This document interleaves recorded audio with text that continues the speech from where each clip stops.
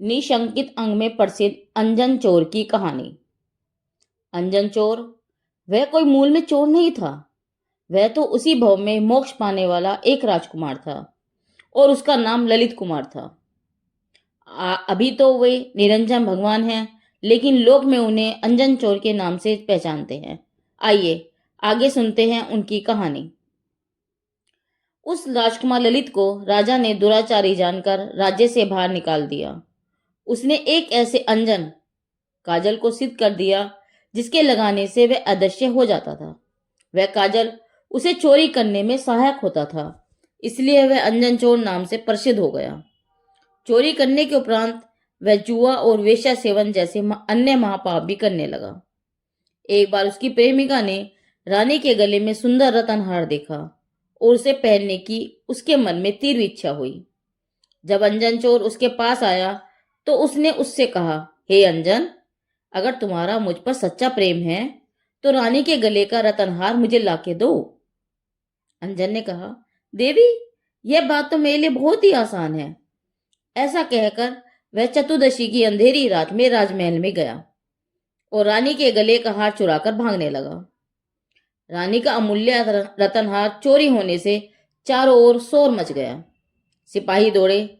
उन्हें चोर तो नहीं देता था, लेकिन उनके हाथ में पकड़ा हुआ हार अंधेरे में जगमगाता हुआ दिखाई देता, जिसे देखकर सिपाही उसे पकड़ने के लिए पीछे भागे। पकड़े जाने के भय से हार दूर फेंककर अंजन चोर भाग गया और शमशान में पहुंच गया।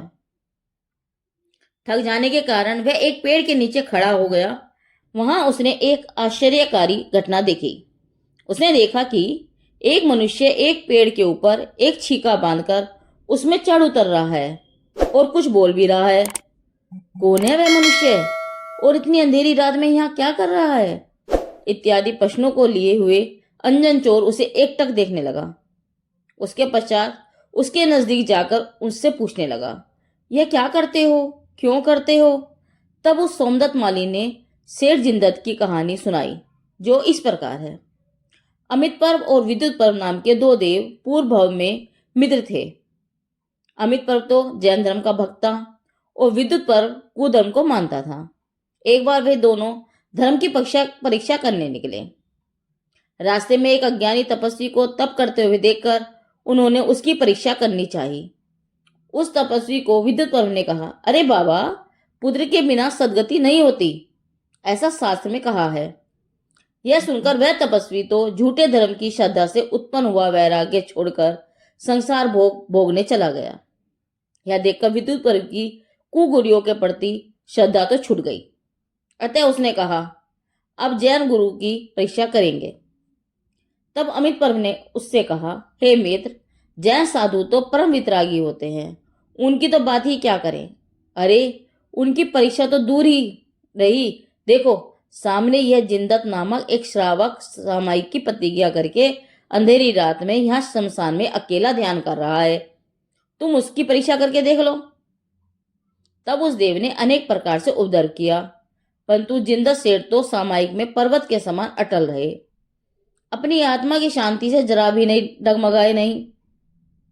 अनेक प्रकार के भोग विलास बताए तो भी वे ललायित नहीं हुए। एक जैन श्रावक की ऐसी दृढ़ता देखकर वह देव बहुत प्रसन्न हुआ।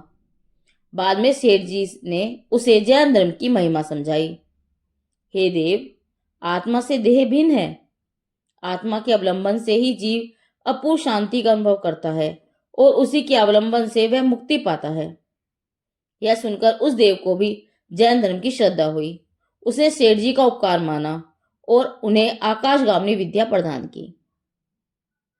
आकाशगामिनी विद्या के बल से जिंदत सेठ प्रतिदिन मेरू पर्वत पर जाते और वहां के अद्भुत रतन में जिनबुम्बों के तथा चारण निधिदानी मुनिवरों के दर्शन करते, जिससे उन्हें बहुत आनंद आता। एक बार मैंने सोमदत्त नामक माली ने सेठ जी से पूछा, सेठ जी, आपने आकाशगामिनी विद्या संबंधी बहुत सी बातें कही और रतनमयी जिनबुम्बों का बहुत वर्णन किया। उसे सुनकर मुझे भी वहां के दर्शन करने की भावना जागी है। आप मुझे आकाशगामिनी विद्या सिखाइए, जिससे मैं भी वहां के दर्शन कर सकूं। सेठ जी ने मुझे वह विद्या प्राप्त करने की विधि सिखाई। सेठ जी के अनुसार ही मैंने अंधेरी चतुर्दशी की रात के समय एकांत शमशान में पेड़ पर छीका लटकाया और नीचे जमीन पर तीक्ष्ण नोकदार भाले लगवाए।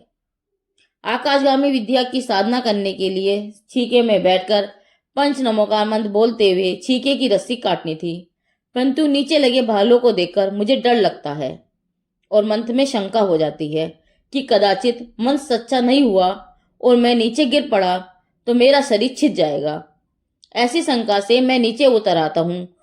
थोड़ी देर पश्चात फिर ऐसा विचार आता है कि सेठ जी ने जो कहा है वह सच्चा होगा, तो अतः मैं फिर छीके में जा बैठता हूँ। अहो, जिस प्रकार चैतन्य भाव की निशंकता बिना शुद्ध अशुद्ध के विकल्प में झूलता हुआ जीव निर्विकल्प अनुभव रूप आत्मविद्या को नहीं साध सकता, उसी प्रकार मन के संदेह में झूलता हुआ वह माली भी मन सिद्ध नहीं कर सका।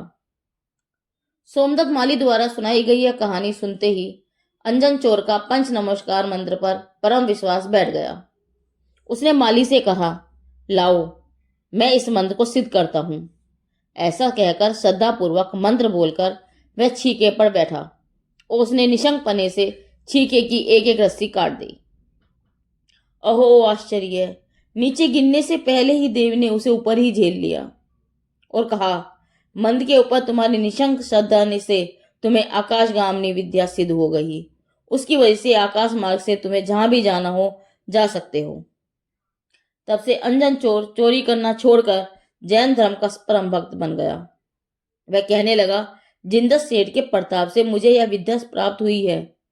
जिस प्रकार वे भगवान के दर्शन करने के लिए जहां जाते हैं, मेरी इच्छा भी वहीं जाने की है और वहां जाकर जो वे करते हैं वैसा ही करने की है।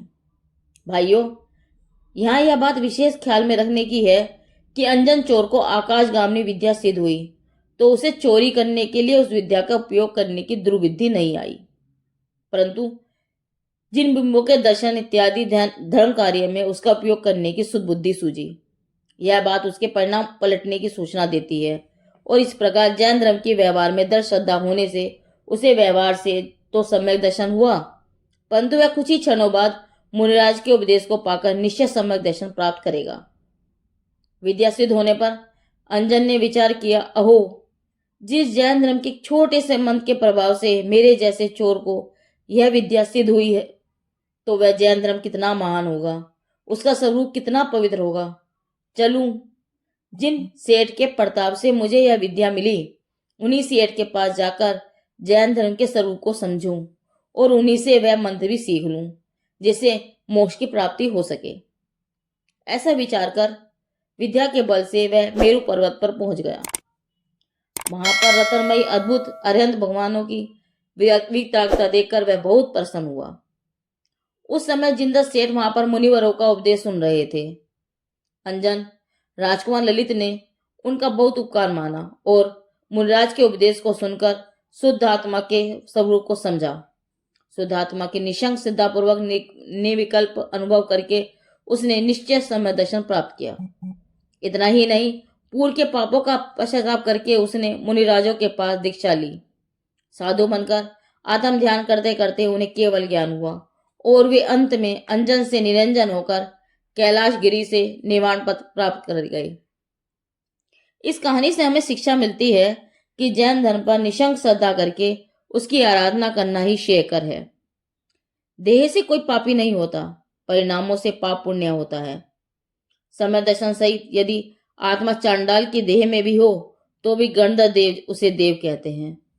समय दर्शन के बिना ज्ञान व चारित्र की उत्पत्ति, स्थिति, वृद्धि, फलोदय नहीं होती। यह समय दर्शन मोक्ष रूपी मंदिर का प्रथम सोपान है। यह निशंकित अंग समय दृष्टि का प्रथम अंग है। जिनकी वाणी आगम वाणी, जिनवाणी माता की जय।